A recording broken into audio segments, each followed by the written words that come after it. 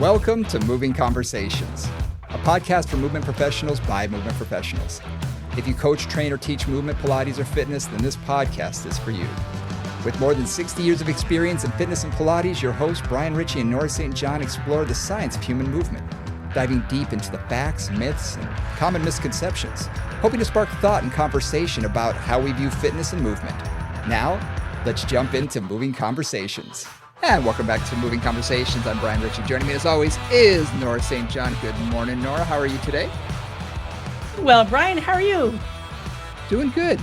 I'm excited about today's topic. It's something that you said that when you were let's do a little backstory. You and I recorded something for the Advanced Movement Principles on pathology, and today's topic is the ACL, Anterior Cruciate Ligament, and you said that we talked at least for about an hour when we recorded that. So we have a lot to say on the subject, I think. We have a lot to say on it, and it's a not uncommon injury, and it's a not uncommon injury.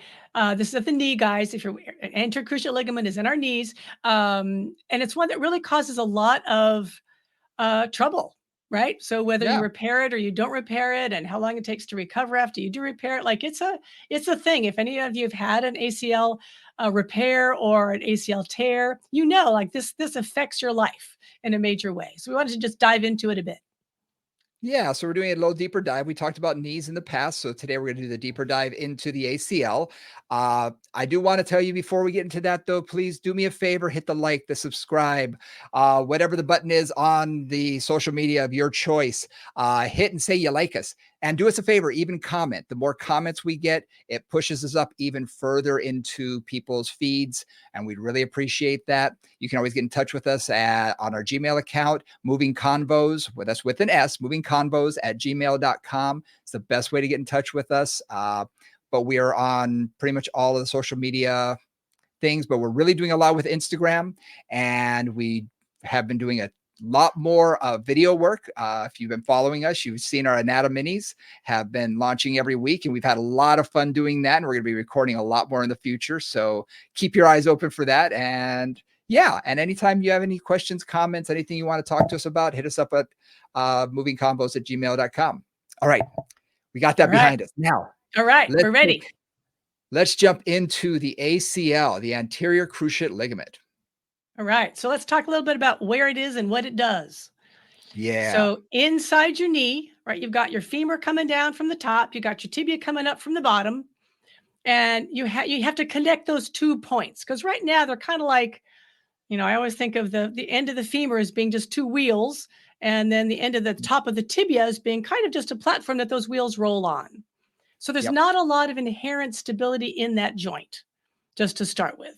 So what holds it together, aside from muscular strength, which is a major stabilizer, is ligaments. And Brian, what are ligaments? Well, ligaments are a connective tissue that connects bone to bone, primarily bone to bone. And there's a lot of elastin and collagen in them. They are normally avascular. They don't have blood flow for the most part.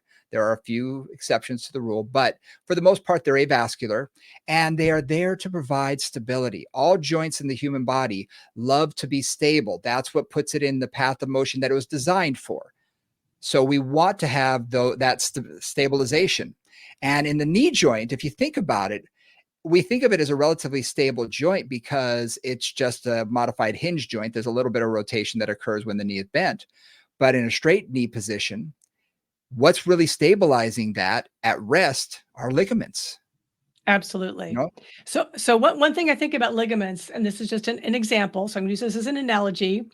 Ligaments are like, they're range limiters. So for example, like if you think about a dog on a leash, not a retractable stretchy leash, but a regular old, like, you know, leather leash or whatever it is, right? When that dog is close to you and it's just going around, there's no tension on the leash. But as soon as the dog, you know, sees a squirrel, for example, and lunges, they come to the end of their leash. And that's a lot of what the ligaments do. Right, exactly. And I'm stopping. Is the ligaments are, again, when they're not under stress, they're slack, right? There's a little bit of, they're not moving. And then when you go to an end range, some of them, depending on which angle you're going to an end range at, tighten up to keep you from going too far. So Yep. just like that dog leash, holding you together. And I love the what you said about it being the leather leash, because Mhm. ligaments have a little bit of give, much like leather does. There's a little bit of inherent give. We don't want a lot. Too much give makes it an Right. unstable joint. They say within the Yep. ACL, if it loses more than a millimeter or two of give, then you've really lost the inherent stability there. Right. But that's a lot like leather. Leather, it'll have just a tad of give and then it snaps right back. Right. Unfortunately, with ligaments, we've talked about this in our sprains and strains podcast back from, I think, February, where if you repeatedly sprain something, the chances of it not returning back to its original length become greater and greater. And that can happen Right. with the ACL like any other ligament. The other thing too, just about ligaments is they, like every other part of the body, they develop as we develop. So, for Mhm. example, if you're a pitcher or you're a tennis player or you're a dancer and you start doing a lot of high level range of motion work early on in your life, like as teenager or whatever, you will increase the range. So you'll actually stretch out those ligaments to accommodate to those movements. If you've ever watched a baseball pitcher or a tennis Yeah. player doing a serve, how far that shoulder is behind them in lateral Yep. rotation, it is like unbelievable. And that's because they've trained those ligaments to be extra loose in that direction. Same thing with a dancer who has a lot of hip extension. A Yep. lot of times you've trained that. So ligaments will accommodate to the tasks that you give it when you're young. Once you reach adulthood, they pretty much stay where they are unless there's a trauma to them. Right. And the Yeah. trauma can be minor, can be a few fibers that tear, which means you just lose a little stability, or it can be, a complete rupture, as we talked about in our sprains and strains. And when you talk about the stretching of ligaments, talk about Tommy John surgery, the ulnar Hmm. collateral ligament that occurs because they have stretched it out so much in that pitching motion over the years, over and over and over, that there eventually gets to be a point where it's no longer stable. And you talk to a Right. pitcher who has that, and they still have strength. They can still throw 95-mile-an-hour fastball, but they don't always know where it's going. They don't have the same amount Oh, of control. the That's proprioception the is lost. Yeah, that Ah. stability is lost Mm. a little bit. So they may be fine for the most part, but then they start getting out of control, Mm. and they realize that that's what's gonna happen, and again, it just keeps stretching and stretching and stretching to the point where it is an unstable joint, and they have to go and basically shorten it up a little bit. Aha. So with ACL, it specifically goes from the femur to the tibia inside the joint. Yep. And it's called the anterior cruciate ligament because it keeps the tibia from sliding forward on the femur. Mhm. Right. So it goes from kind of if you think about the back of the femur to the front of the tibia. And it's much smaller than that, but basically that's the angle of it. And cruciate means cross or X. Ooh, Brian's got a model. Excellent. So, for those of you watching on YouTube, we can sort of see where the cruciate ligaments are within the knee joint, but what we're really trying to provide is we don't want to see that tibia slide Right. forward in the joint to create instability, to create that instability. The test for an anterior cruciate ligament tear or instability is what's called the anterior drawer test, which kind of cracks me up. Mhm. They basically take the tibia and see if they can push it forward in front of the femur. And They right. literally grab it and pull it Yep. forward, Yep. and if it moves to a significant degree, and if you've ever seen it happen, you will Ah. see. Right now, this is very stable. When it's not, this thing will come all the way out to here. It comes a lot farther than you would ever think. Yep. So that's basically what it does, and it's responsible for something like 85% of the stability of the knee. Is that right? I think Anywhere from I know you're 83 to 88%. yeah, you're throwing out some numbers there. I know when we did our previous session on this. So it Yep. is critical to that stability, right? There's a posterior cruciate ligament, and there's ligaments also on either side of the knee, the medial and lateral collateral ligaments, but those are not as crucial. The ACL is the crucial ligament for stability of the knee. Yeah, and that 88%, like I say, 83 to 88% is in a straight knee position. That's when Uh-huh. you have the greatest amount of stability because in a straight knee position, again, I'm going to the model so you guys can see this on YouTube. Okay. You also have the lateral and medial collateral ligament. In a straight knee position, they're all helping, including the posterior Mhm. collateral ligament. Everything's helping. But as soon as we bend that knee, our lateral and medial collateral ligaments go slack. They Yeah, begin they to lose loosen up. tension. They Yep. lose tension, which is why we have a little bit of rotation when we bend the knee and why we often see injuries to the ACL when there's a slight bend in the knee because it Mhm. loosens the whole joint. And then if Mhm. there's a blow or a twist, a rotary force, that's when Yep. we see that pop. Yep. So, for example, the classic ones on that are your foot is in a sticky shoe, you're on the basketball court, and you go to make a quick left turn, and your foot stays there, and your torso Yep. goes left, and the knee is stuck between those, right? Another Yep. classic is skiing, where your foot is Oh, yeah. attached to, the boot is stuck into that ski or that snowboard, and the rest of you is going in a different direction. So Yep. anything where you get again that rotary force is classic, or in football, getting hit, right? Getting hit in a certain angle on the knee when it's bent, which also happens a bit in that sport. What we also see is with females, you're going to see just in general, teenage females, soccer players. Almost almost every single person I've trained as an adult who played soccer as a teenager has had an ACL tear. I mean, I'd say Mm, like 90% of the people that I've seen wow. when they were a teenager. And there's a lot of reasons for that. There's a lot of theories of, weak gluteomedius muscle, things like that. But you also have to figure their Q angle. They're still maturing. They have a large Q angle between, where the hips are versus the knee. They It might be a almost little looks more like they're knock-kneed. knock-kneed, right? Yep, That's or kind more of where the knock-kneed. Q angle goes. Yep, a little less straight angle of the joint from the hip to the knee.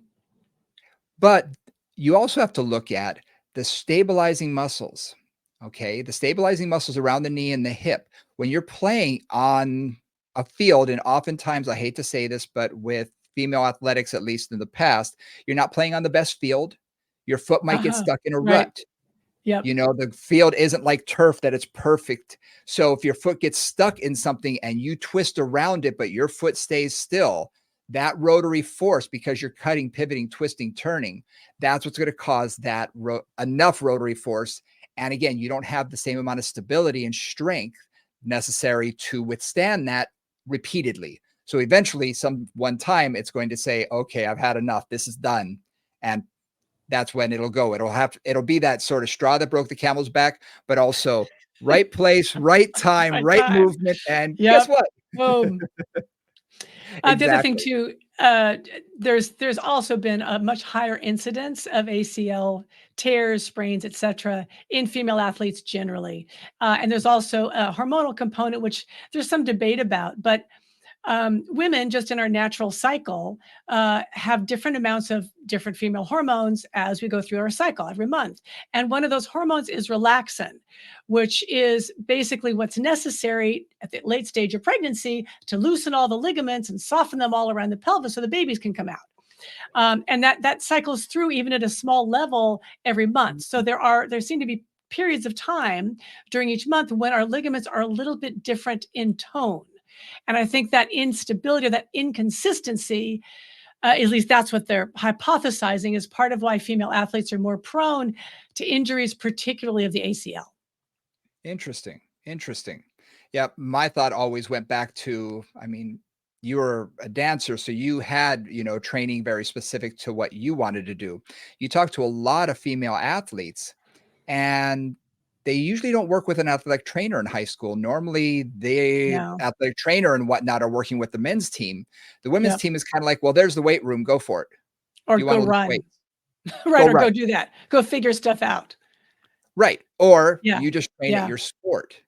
Right. And that's another thing. You're not really training for what we talked about last week, resiliency of the tissues. You're not really Yep. training for that strength and stability to help from the musculature. So And that's been a big theory that's been around for a while too. yeah, and even with that being said, when I think about a lot of what people think personal training should be or working in the weight room should be. They think about sagittal, bilateral work. Like they don't always Yeah. think about, and if you think about a soccer player, in particular, a basketball player or a football player, anybody who's running around a field, they have to have stability in that knee laterally, medially, on the diagonal, front, back. Like Oh, yeah. those forces can come any way through it. And a lot of like, if I think about an uneducated person going into a weight room or somebody who's just kind of watched something on YouTube or talked to their friends about what they should be doing, they might be doing squats and lunges, which is great. They might Yep. be doing some other things, but they may not be really working on all those other angles that they need to get strong and stable because, you know, you're going to True. be lunging out to the right with a bent leg in external rotation, in abduction, whatever is happening. So, you Yeah. know, again, thinking about just how people need some guidance about what they need to be able to manage their sport. Yeah. Absolutely. Absolutely. The the makeup of the ACL I've always found interesting because of the knee structure. You look at all of them besides the LCL, besides the lateral collateral ligament, which is the thinnest. It's the smallest. It's also gets a lot of help from the IT band, so it's not really a Yeah. structure that needs a ton of support. Yeah. But the ACL is fairly thick on the ends, you know, but its width is only about 10 millimeters. But the center of it, it actually looks like an hourglass. It actually comes because it has to go through a narrow joint, you know, Hmm. in the knee. So it You actually stand in the narrows way. out and then widens out again. So in the Mm. attachment sites, it's actually fairly, fairly wide in comparison to the center, which I've seen data that says it narrows anywhere from 8 millimeters from 10 all the way down to 6 millimeters from 10 millimeters. And I'm Mhm. sure there's a lot of variability depending on the person. That's just natural. But when you see that, you see, oh, that gives it a point at which if I'm going to break anywhere, guess what? That's that spot. That's where it's going to happen. It's not gonna be at the attachments. It's gonna be in the middle. Right. Yeah, which, Right. yeah, makes sense. Yeah. Yeah. So, and it's made up of wavy bands of collagen in various directions. So there is some structure to it that gives it strength in various directions. But still, having that narrow portion really gives it that place of, you know, the weakest link in that chain. Vulnerability. Yeah. Yeah. Yeah, and you can see Yeah. how, you know, you think about winding up just like your belt or something, just winding that up and twisting that, right? If the narrow spot is in the middle of that and you twist it, that's gonna be the more likely to cause trouble there. Well, anytime you've So had a rubber band and you've pulled yeah, it, and it's been yeah, stretched, you'll see that there's one area that often will sort of narrow out. Well, that's yeah, similarly what's happening. that's that's the deal. So with ACLs, a couple things. So one is, you know, prevention. We're just talked briefly about that. Just making sure that that knee is trained to manage forces coming from all different directions and all different ways. So that's something. But let's say somebody does get an ACL tear, and let's just, you know, let's talk first about just a partial tear. So there's some Okay. instability. They may or may not repair it. So you may just have some instability in that knee that you're working with.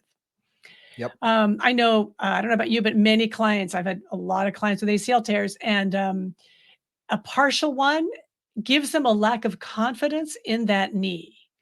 So it'll often mean that they stop doing as much. They're not sure when it's going to go out. It will just kind of like, you know, shake side to side or lose stability unexpectedly in different moments.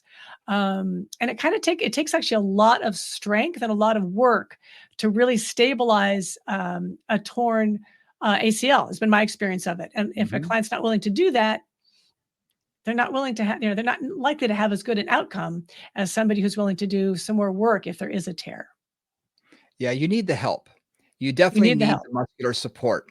A Yes. partial tear, and I've heard this from a number of physicians, you can have a partial tear and it can never bother you again because you're Right. literally just snipping off part of it, much like we talked about leather. If you have a leather band that's 2 inches Right. wide, well, you can cut an inch of that and it's still going to have some strength, not the same strength that as it did before, but it's going to have some strength. However, it also gives it a point of either even further vulnerability because Right. it's already been torn to a certain degree that if it's going to go, that's going to be the point at which it's going to happen.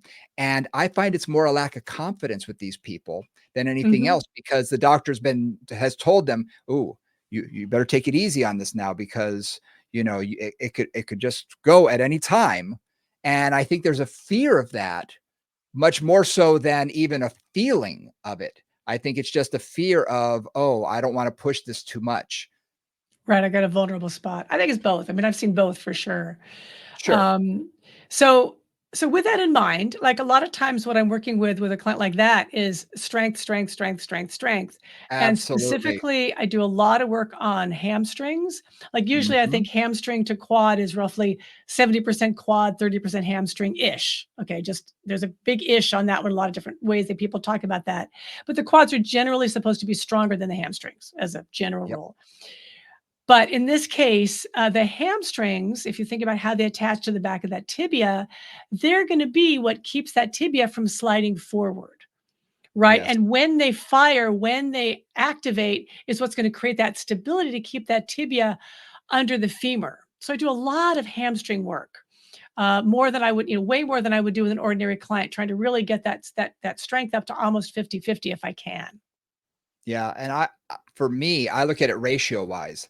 If I Uh-huh. before was doing quadricep versus hamstring exercises, there might be 2 to 1 favoring quadricep.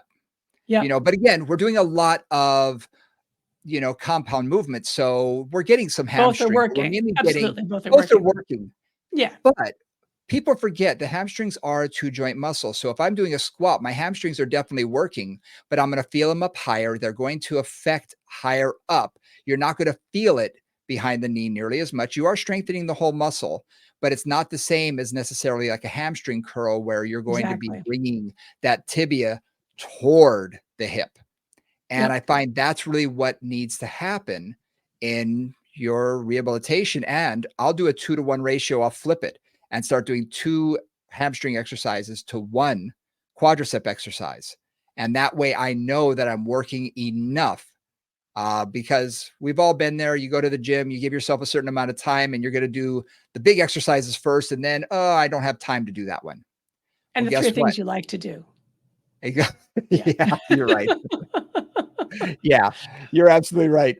And no one likes to work their hamstrings. Let's face it, they are Mostly not a not. fun they're not fun, except for bridges, which are fairly easy for most people. Hamstring curls of all varieties, man, they're gonna burn, they hurt. Uh, and You when I feel say hurt, weak. they just don't feel good. You feel weak, you don't do You nearly feel as much weak. It's not weight. satisfying. Yeah. No, no. Yeah. Yeah. But I'll do that. I'll up that to a 2 to 1 ratio and try and bolster that support, because again, you want to make sure that that tibia doesn't want to translate anteriorly. So you're going to do everything you can on the backside to pull that tibia backwards. So a couple of things that I work on specifically in the Pilates studio, which is kind of a nice place to work on some of the ACL stuff, is one is if you're on a reformer and you're doing footwork, right? You push out and then you just let the carriage bring you back in. One thing I work on to get the hamstrings more active is sometimes I'll put a light weight on, and sometimes I will just say, okay, so push out, pull yourself back in. Yep. And this is where, if you've ever worked on a classical machine or a Gratz machine or a contrology machine, that stickiness of the wheels means you have to pull yourself in. And I find that that's really where you can get some of that real feeling behind the knee. Like you can actually feel some of that lower fibers of the hamstring, which is really nice there. And that's like just a nice, easy way exercise you're going to do anyway, but it could just help to get those hamstrings a little more involved. Because a lot of times, Mhm. if I'm palpating somebody's hamstrings in footwork on the reformer, there could be nothing happening there. Like it could be really like just squish. So that's just kind of a way, again, just even in a simple exercise to start to get that activity going. Yeah, I love that. On the reformer, the other thing I like is putting a lighter resistance and just having them do bridges, Yes, because and with the lighter hold it in. resistance and hold it. Don't let the Hold the carriage move. carriage. Yep, hold the carriage in.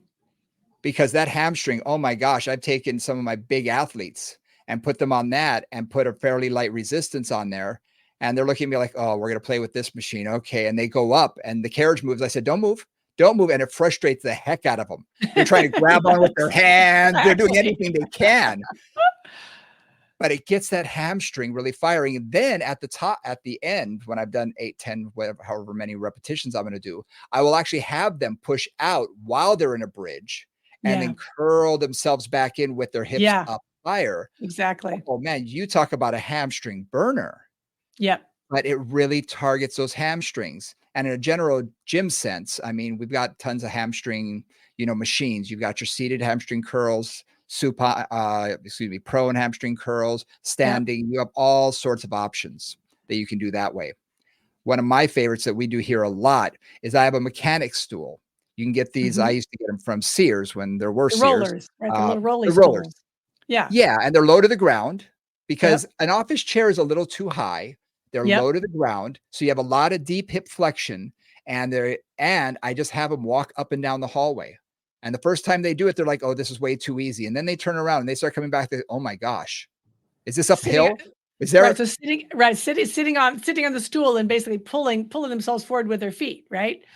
Right. That's And yeah, it yeah, yeah. works great. They hate it, but they all know they need it. And it's an Yep. easy exercise for them to do, Yeah.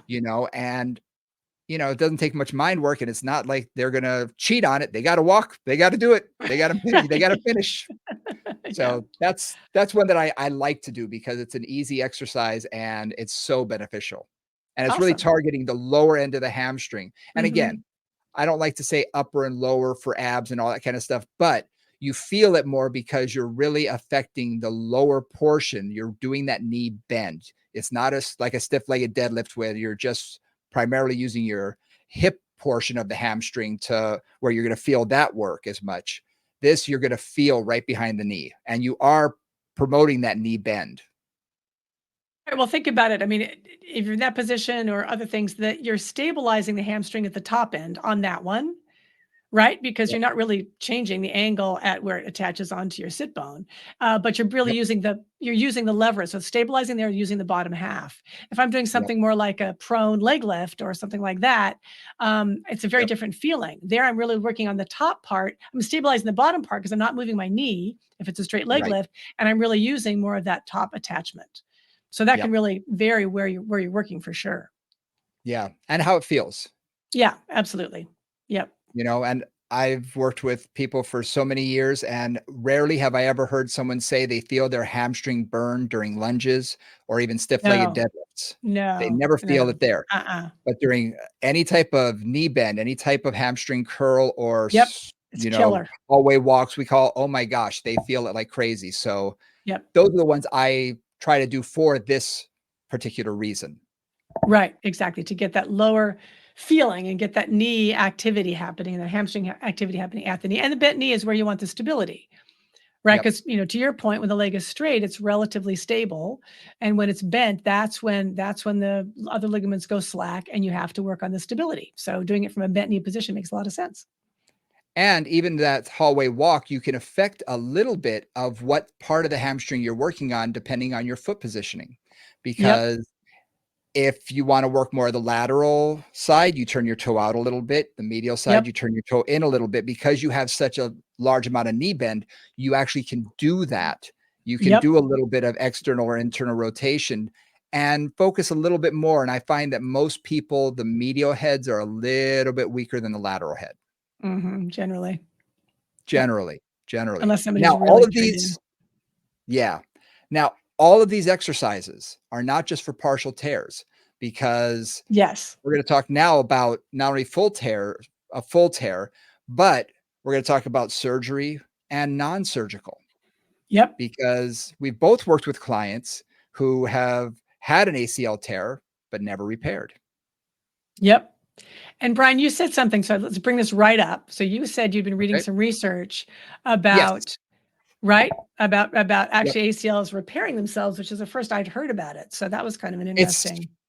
It's the first I'd heard about it. Medscape sent out something. This literally just came out May 14th, and it came out of Vienna. So I'm going to read directly from this. Nearly one-third of anterior cruciate ligament injuries appear to heal without surgery, according to the analysis of a three-dimensional MRI taken. And this was at an event, the World Congress on Osteoarthritis 2024's annual meeting. Uh, 2 years after injury, the MRI was done and showed that 13 of 43, so approximately 30% of the knees that had evidence of had evidence of those normal continuous ACL fibers. Okay, so they had begun to grow back. Those Now, fibers began to grow back. where was it a complete rupture? Because that doesn't say that it was a complete rupture there. Does it say that somewhere Yeah, else? Okay. they're talking about complete ruptures, but again, this is early stages of this research. This is very early stages of this research. So again, I want to see, we talked about this in when we did reading research back in May, we talked about this, and I want to see a lot more, but they did say that with a complete rupture, that a percentage, about 30 to 33% with just rehabilitation alone were uh, regrown, or they That's did, those interesting. two Yeah, ends did fascinating. begin to come back together. Yeah. Yeah, So, yeah. there's a lot of variables, there's a lot of factors into it. I can put I haven't been able to get my hands on the full study, which is the only thing that I wanted to mention this here, that this might be true. This is something that just came out. So it might. I want to read the entire article before I say, oh, this is definite or not. So just know that this was just released, a couple of weeks ago. Right. So, but it does sort of point to the fact that there's a possibility, because I've worked with a number of clients who have had full tears. Mhm. And let's say they had full tear 10 years ago, 15 years ago, and they felt unstable for a while. And by the time I get to them, they're saying, oh, yeah, no, I do everything. Nothing bothers it. And they're doing things like cutting, pivoting, twisting, turning. They're running. They're doing weird angles and things. And I'm Mm, thinking, you shouldn't be able to do this on an unstable knee, not without an ACL. It just doesn't mm, make sense. And when I've mm. done a anterior drawer test, there's a little bit of slack, but it's not like I would have expected for someone who doesn't have an ACL. Now, I'm not saying that they Right. regrew it. I'm just saying that stability wise, they had more stability than I expected them to have based on an anterior cruciate ligament rupture. Right. Right, right, So right. again, there's a lot more research that needs to be done on this, but it does point to the fact that it's a possibility that things are more than what we knew them to be years past. Yeah, we don't usually think about full tears repairing. Like, that's just not No, it's not really been in the lexicon or in the thought process. So that's just interesting and kind of encouraging. And, I've known more than one, dancer, for example, who have not repaired their ACLs, mostly because this was, years ago when ACL surgery was not great. And oftentimes after repair, they would lose range of motion and other kinds of things that are really important to their activity.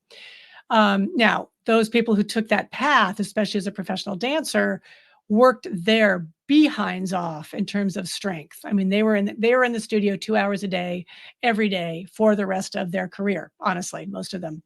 Um, yep, but they were able to manage that, and in that case through muscular strength. But I do wonder, since we don't know, we don't know. whether they also managed through rehabilitation and stimulation to regrow that area, at least Yep. to some extent, and create more stability just from that. So that's really interesting.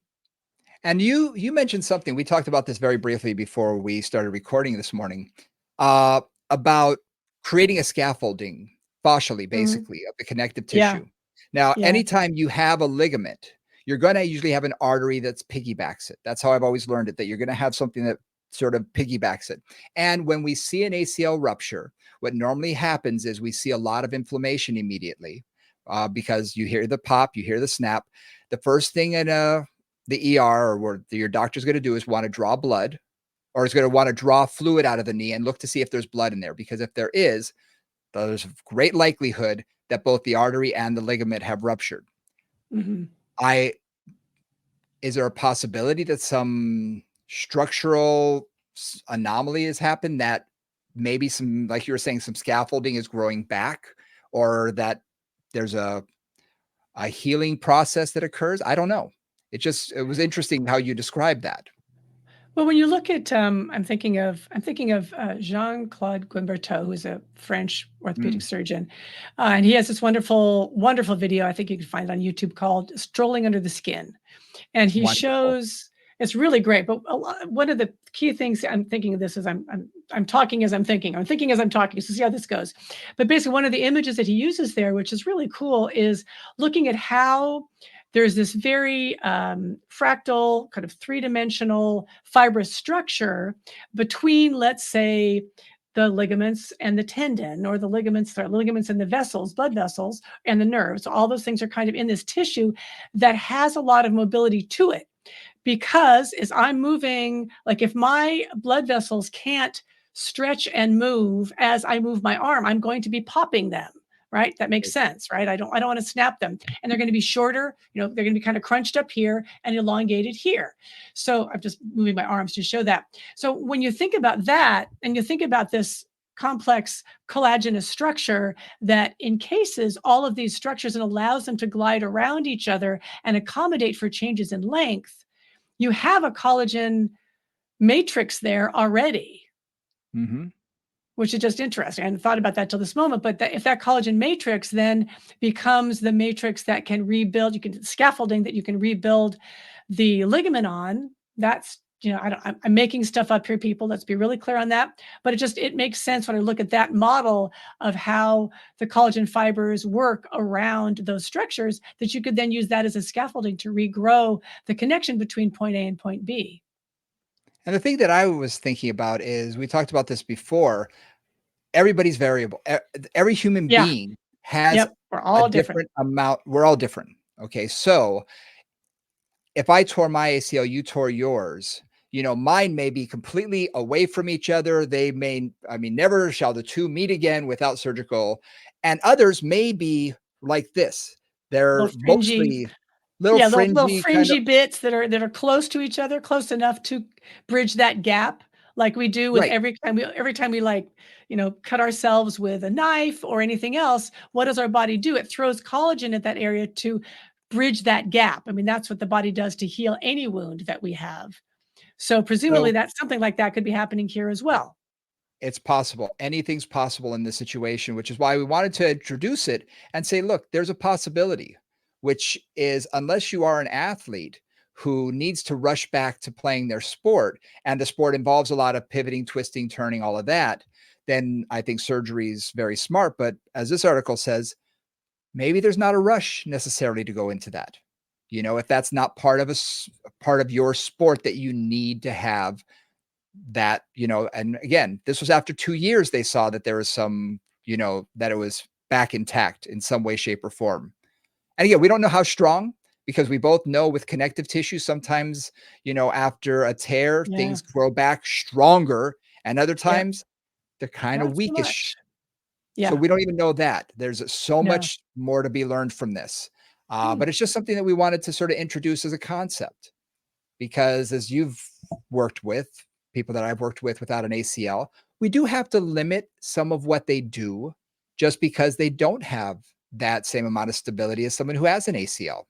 They're fine in the sagittal plane, but the other Yep. planes of motion, not as much.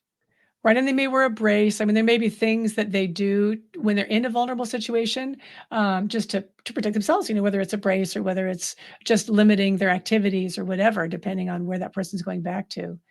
Now, let's Yeah. talk a little bit about now. I want to say one other thing. So when they compare outcomes from non-surgical and surgical repair for an ACL, Brian, you've read up on this. I've read up on this. Yeah. There's a lot of like, well, if you can wait and you can manage it with exercise and rehabilitation, your outcome is not necessarily any worse than a Yeah. surgical intervention. So, Yeah. but the caveat for me on that is you have to be willing to work with your body, and you really have to be willing to create stability in other ways to follow your rehabilitation process. If you're going to just sit there and like let it do whatever it's going to do, your outcomes I don't think are going to be as good. And in that case, you may really want to do surgery because you're not going to be willing to do the work to create that stability, musculoskeletally on your own. Something else to think about that if you're not willing to do the exercise, if you're not willing to really work it, and you said it with those dancers, they work their butt off. They Yeah, work their it really butt off to did. create the stability in the knee. And I mean, you need to do that. You need to dedicate yourself to really shoring that stability up. And one of the reasons is because for for a lot of people who have an ACL tear, especially if it was caused by a trauma or a blow, there's often some meniscal damage that often occurs with it. So Yeah. that gives you a Yep. little bit more instability. Yep. Sometimes the medial collateral ligament can have some damage that might lead to a little bit more instability. Now, over time, if this happens to an 18-year-old, 25-year-old, a younger person, they can build up their strength and everything's fine. Well, if this person at the age of 30, 35 stops doing any exercise, by the time they get to their 50s, they could have created quite a bit of instability in that knee because, again, their primary ligament is torn and the other ligament structures are not as strong as they once were and have some damage that could create a much more unstable knee, which can cause more meniscal damage that can lead to other Arthritis. issues, Yeah. arthritis and Yep. whatnot. Yep. So you need to know going in that if you don't have an ACL, that you're going to be working on this. This is going to be something that is going to be a focus of every workout pretty much from now until, you do a knee replacement or you're past this earth, Yeah. that you're going to have to focus on this because if you don't, it can lead to things down the road. It can lead to Mhm. an increased instability of that knee joint. And we don't Right. want to see that. No. The other thing too, though, and just to bring that up, so if you do have an ACL repair, right? There's lots of ways to do that, and Brian can talk more about that. But if you do have Mhm. an ACL repair, um, we say this a lot on this podcast. I'm just going to say it one more time. The surgeons will often lead you to believe that life will be normal very quickly. Right? It's like, "Oh, yeah, yeah, 2 or 3 weeks, you're gonna be driving," or whatever it is. I mean, I hear this from every single client who ever goes in for surgery. That's why I'm saying this. It's just surgeons have a view of the world that is different than the client's experience most of the time. So, to I put almost did that a out spit there. take on that one, by the way. You caught me swallowing. I was like, yeah. How many times have we heard that not only from our clients, but from Yeah, ourselves? I went in for absolutely. shoulder surgery and the guy said, "Oh yeah, you're going to be back to normal, Some people end up training, a couple weeks later and then afterwards he says, "Oh no, no, no, no. You're going to be, basically not moving that for about 8 weeks." So I was like, "Wait a minute. What? You Right. said." And Yes. again, beforehand, and I like this surgeon, and I thought, maybe I heard what I wanted to hear, but I don't know about that. I'm pretty sure something came out of his mouth that I, You listen interpreted pretty correctly. carefully. You listen pretty I carefully, usually Brian. do. It's not like you're an ignorant patient. You understand kinda how these things No. go. So, with that in mind, like, for everybody I know is that ACL surgery, it's 3 to 6 months of Oh, at least minimum. to a year, right, to a year. I always think of 3 to 6 months kinda gets you 3 months gets you somewhere.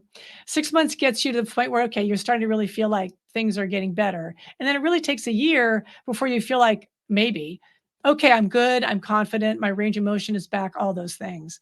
So it's a process, like Yeah. and the question for me is always, how much better off would I be? Would I be better off if I just spent that year focusing on rehabbing this thing and didn't get the repair, or getting the Yep. repair and still spending a year focusing on rehabbing this thing? Right. And I Yep. think that's just, it's a question. And it's a question between you and your doctor and you and yourself in terms of And which way you something want to that go. I always tell every client who's about to do any type of surgery, you've got a year of rehab no matter what you do. Surgery or Yep. not, you've got Yep. a year of rehab. Yep. So just know that going in, that you're going to Hmm. have to do the work. It's not the Yep. magic pill, it's not the cure that you're Yep. going to wake up and suddenly you have a brand new knee. Even for a knee replacement, it's not a brand new knee. The innards No, are, but you got to get it to you got be to where work it. you got to work it. And in an Yeah. ACL repair, how I always look at it is this: you're 8 weeks, 8 to 12 weeks just for the bone itself, because what they're going to do in a replacement is they're actually going to drill through the bone and they're going to put some bone plugs there to hold the new ligament in place. So just the bone itself to take time to heal is 8 to Yeah. 12 weeks. So that's 3 months right there just for the Yep. bone portion, Right. not the trauma of the surgery, not the rehabilitation. When they say 6 months for most people, most athletes, most people wanting to return to sports, 6 months is the absolute minimum. Yep. 9 months is usually I just saw a baseball player. We're recording this in May, by the way. So a baseball player just tore their ACL, and we watched it, many, many times on Sports Center here one morning. They kept re-showing it. And as soon as I saw him, he planted and he twisted. You could see it happen. It was like, oh my gosh. And he said he's out for the season. And the client I was with actually said, well, why? If they do the surgery now, couldn't he come back for the postseason? And that team's not postseason material, I believe. But I said, no, it's 9 months before those tissues are really ready to train at a high level, unless you are Superman type collagen recovery. There have been a few athletes who have come back after 3 to 6 months and been fine. But we're talking about the few and far between, the one of Yeah. 1%. Yep. The Yep. average person, 3 to 9 months before you can get back to activity, 12 months before you start feeling fairly normal. And confident with it. That's the biggest part, is the confidence. Yeah. And it's also the confidence. It's also, at least for a lot of clients I worked with, was getting the range of motion back. Yeah. That, I mean, oftentimes an ACL tear, they make that ligament kind of tight, and they make it so that you're not having a lot of movement in that knee. But sometimes that means you lose full range of motion in extension. So the knee doesn't straighten all the way. Sometimes it'll stay bent a little bit. And that means your gait changes. That means your foot's acting differently. That means your hips acting like that, then goes up and down the chain. Because that's the other thing, is that once you change the mechanics in any area of the body, the rest of the body responds to that. And returning to like normal, whatever that is, biomechanics in that knee, really can take quite a while. So at the very least, you're limping for a while because you're like lightly weight bearing, or you're supported weight bearing, or your knee isn't quite straightening, or all those things are happening. So there's often a period of time where you're just not walking normally. And then, and even if you're strengthening and doing all your rehab, you're still not walking normally, not moving normally during your day.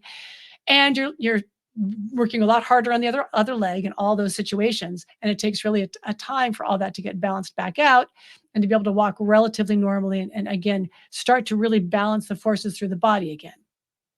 And as a practitioner that we work with the clients who have this, you need to keep something in mind. You need to find out from them what type of replacement they had. Yeah. Okay. And the reason I say, and when I say replacement, it's really, ACL repair. If they had a patella tendon, where they take the middle third of the patella tendon and use that, they've had to slice through a lot more of the anterior portion of the knee in order to get the tendon out. That person is going to have a lot more restriction in range of motion. That one is going to take quite a while to be able to bend all the way, because they've caused trauma to the patella tendon, which affects the quadricep, obviously. Yeah. If they've done a hamstring graft or an allograft where they use a cadaver graft, it's not as much, because they haven't caused as much trauma to the knee. So you don't see as much of a flexibility issue as you do with the patella tendon. Now, the patella tendon is the strongest, and depending on the surgeon, when I was in Phoenix, I taught a class and we talked about ACL repairs, and I happened to have 3 or 4 physical therapists in the room. And I went and I asked each one, I said, you work with a number of physicians, and you've done a lot of ACL, rehab. I said, and I went each one, I said, for you, what do you see more of?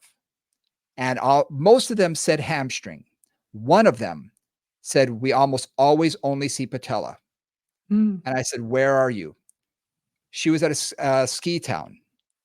Oh, right. She Because they're was trying in to an get them area where stronger. there's a lot of skiers. So guess what? Mm. They wanted to use the strongest one possible, is my theory. The doctor Yeah. focused on that. Made sense to me. Whereas Yeah. some of the others were more rural, or were, seeing a mixture of them, but a lot more hamstring, especially on women.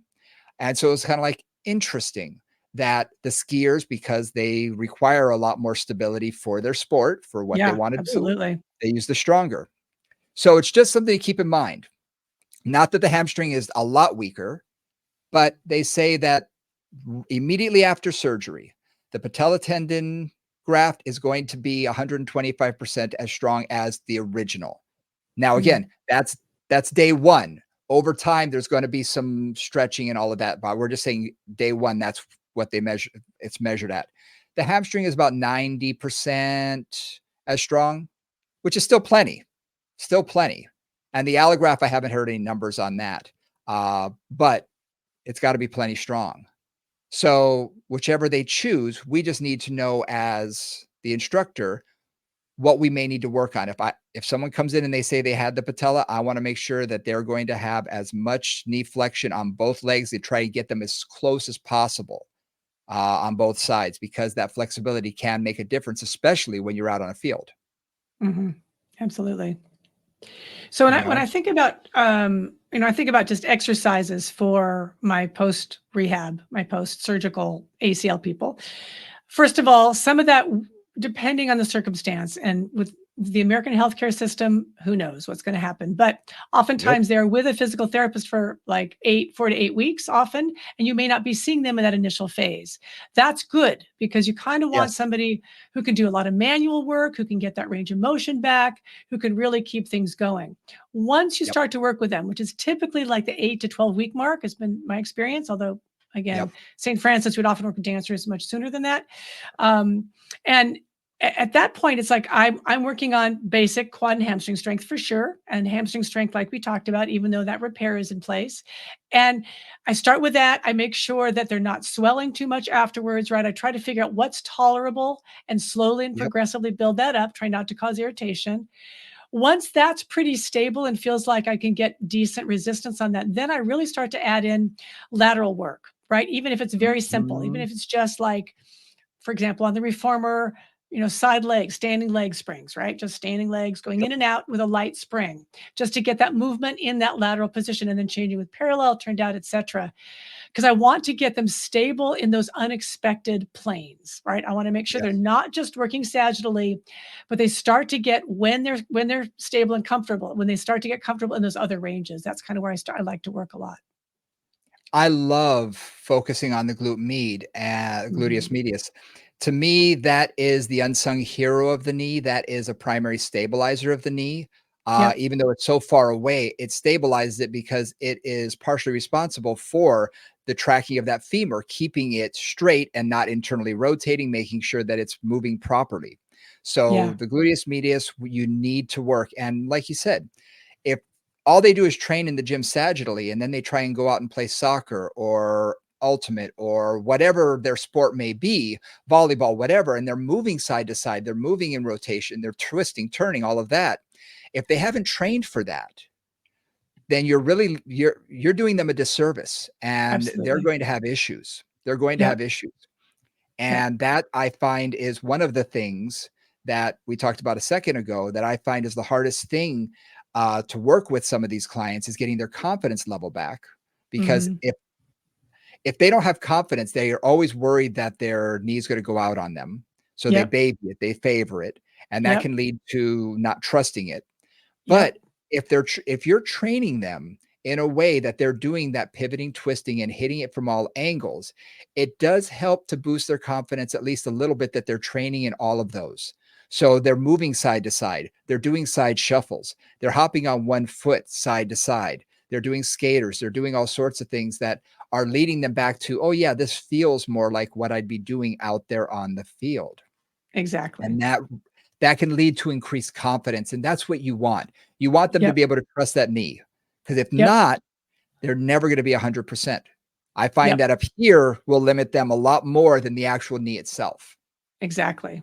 And you that's where I know? do a lot of work unilaterally also. So even Oh, on like yeah. footwork, post-surgery, if it's when it's appropriate, I'll do a lot of single leg work. Like I might just work Yes. that leg, because oftentimes, as we've talked about before, with immobility or with not doing much, they can lose so much strength in that area between the trauma and, not working as much. But I really want to get that side just up, just like get it up, wake it up, whatever they can tolerate. I do a lot of unilateral work, ton of unilateral work, Yes. try to get that area back closer to the other leg. And that really can help too. I find in general, whenever I'm doing rehabilitation work with someone, post-rehab work on lower body, unilateral is the one thing that I focus on the most, is Yep. because I wanna make sure that I am shoring that up. But I do both sides. I won't just do the one side. I want to Yeah. strengthen both because we need to make sure they're both strong and we need to make sure they're balanced. But it also gives me an indication of when I've come close. I look for about a less than a 5% difference. So that could be Hmm. in reps, weights, intensity, whatever I decide to choose. You want to look at getting them within that 5% range because then if I just took the average person off the street, they're probably going to have about a 5% difference between their right and their left. Everybody has At one side that's least. more At stronger. Yeah. least. Yeah. Yeah. Yeah. So so if I can get them back to 5%, I know this person's ready and they're going to be able to do whatever they ask that knee to do. So, and in the Pilates environment, I typically do two things. One, when I'm first starting with a client post rehab like that, I'll do two legs first.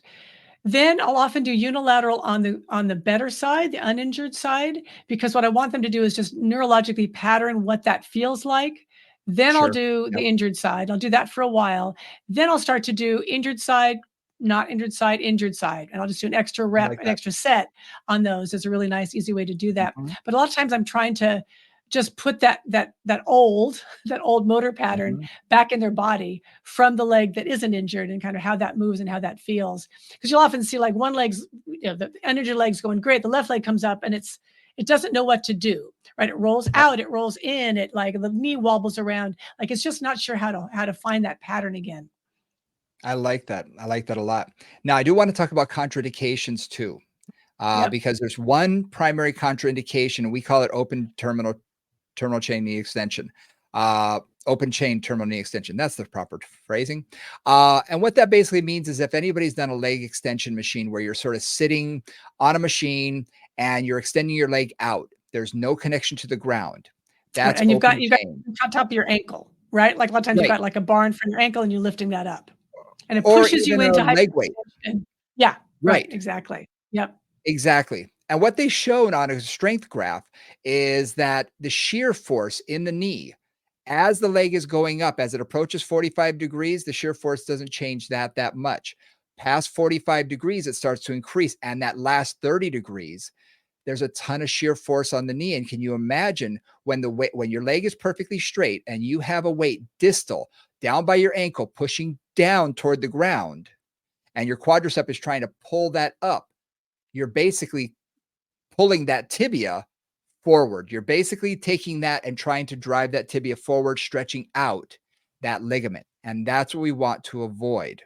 So, closed chain activities are always, in my opinion, going to be best in general for rehabilitation. I like closed Yep. chain activities where our feet are on the Yep. ground because that's where we live. But especially for this, you want to keep them off the leg extension machine. You want to keep them off of anything open chain. Work them closed chain terminal knee extension. There's a ton of different exercises online that you can do. I do one with a band. Usually I give that for homework where I tie a band around a banister or something and put the other end behind the knee and just have them work from a bent knee to straight knee, bent knee to straight knee, and that last 30 degrees. And I have them do it for time. I'll have them do it for a minute, 2 minutes, because this is a muscle that's going to get that vastus medialis firing a little bit stronger, for the range of motion. And it's a great way that I can give them homework to do that they can do, and it's easy. They can't say they can't do it. Right. And one precaution specifically for the Pilates environment is feet in straps, which is kind of Mhm. semi-open chain or whatever you want to talk about it. But I'm really cautious with that. And I basically have people, if they're going to do that, they keep the knees bent the whole time. Yeah. So they really maintain just a slight knee flexion. So they may be going up and down or doing circles or whatever, but I will, again, first I'll have the strap above the knee so that they're not even using the lower leg and that can do whatever it's and just work the hips. But then when they go into actually having the strap at their feet, I'll really work on not going into that hyperextension at all. Same thing even with footwork on the reformer, because again, you're just the fact that you're lying down and you straighten your legs, you'll see the clients kind of drop back into that hyperextension or just Yes. sort of let the legs kind of, I call it the thunk, the like little clunk at the end where everything just snaps Yes. back. I have them avoid that. So we really stay, okay, don't go any farther back than that. Don't go any farther back than this, right? And I'll almost keep my foot sometimes even, or my hand on the top of the reformer behind the shoulder rest. So they can't go any farther back and can't get to that point where they just lock out the knee and go into essentially ligament support. I want to keep the muscular Yep. support through the whole action. However I can do that on whatever machine I'm working on is really keeping that piece going. Yeah, I love that. I love that. And I was just wondering about that when you said feet and straps. I was like, huh, different exercises. My brain is going to all the different, variations, the frog squat, squatting in that position. But I'm thinking, yeah, that made a whole lot of sense. And especially if you're doing, straight leg hamstring, Yeah.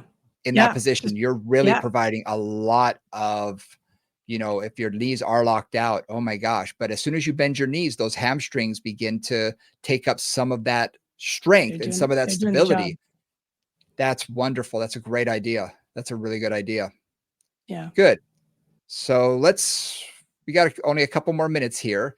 I want to sort of review just a little bit of what we want to focus on with the clients when they do come to us, what we have to do. When they Mhm. first come, should be about 12 weeks out from surgery. Listen to the physical therapist, do whatever they want you to do. We want to avoid that open chain terminal knee extension, focus on closed chain activities, right? Mhm. Work three-dimensionally, work in all planes of motion, side to side, rotation, everything as long as their physical therapist is given the green light to do so, or their physician is given the green light. And I'm gonna just step that back a minute. So like I start sagittal, start Oh, bilateral, and sure. then I go to sagittal unilateral, and then I go to three-dimensional, just as Yeah, a progression through making sure they tolerate each of those steps.